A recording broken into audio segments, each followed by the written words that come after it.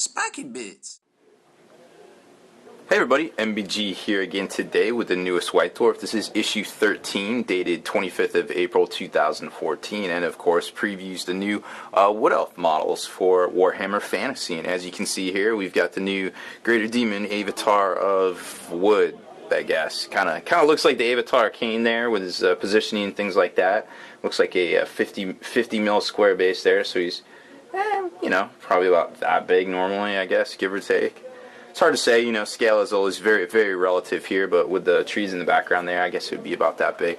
So this is the big, new issue for the month with the previews and things in it. Last week's was rather lackluster on many fronts. It seems the ones towards the end of the month always seem to be kind of hit or miss. Everything's already come out, and then, they swing in a Hobbit article, it almost seems like, and I don't know. I mean, the paint splatter article was great, and I really appreciated that, but it just seems like towards the end of the month you might not want to pick up the White Dwarf if, you're really into collecting these things. So, again, it's about 32 pages, costs about $4, so you're still looking at approximately the same cost, well over $200 if you're trying to pick up all of these on the year. So, let's go over the contents real quick. You've got all the new Wood Elf releases, of course. Then they have this thing called the Warhammer Visions and White Dwarf binder, where it's basically like a big binder that you can kind of stick all of your, well, not all of your, because there'd be 52 of them, but the majority of your White Dwarf magazines in, and for collating them and categorizing them, I guess. Then it gets into the actual the new army book itself. Some Black Library releases. Jervis Johnson has something to say in the new paint splatter article. Some rules for two of the big tree men dudes that were in the front on the cover here. Designer notes in this week's on White Dwarf. So there you can kind of see some of all the new releases here and the prices and things like that. It's not, I don't know. I mean, you're talking kind of a lot there, but I don't know. Well, I guess it just kind of remains to be seen if what it's all about. So there's the new Treeman Agent model, and then it kind of goes into showcasing a lot of them, the Treeman, and then of course this guy right here, which I'm not even going to try to say his name because I have no clue how to say it. But it's pretty cool looking. I mean, lots of conversion potential and things there, of course. Then it gets into the Wood Elf Army book itself, and obviously, Wood Elf players out there are select few, and they're very loyal to the lore and to the army. And it's been a while since they've had a really good set of rules.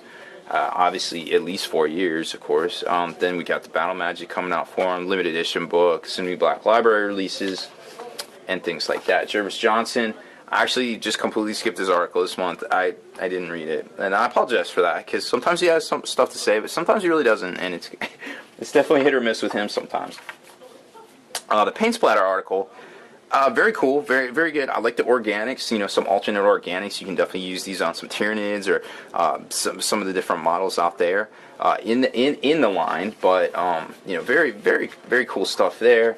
Then you get into the rules section where they're kind of showing you the two guys, like I was saying.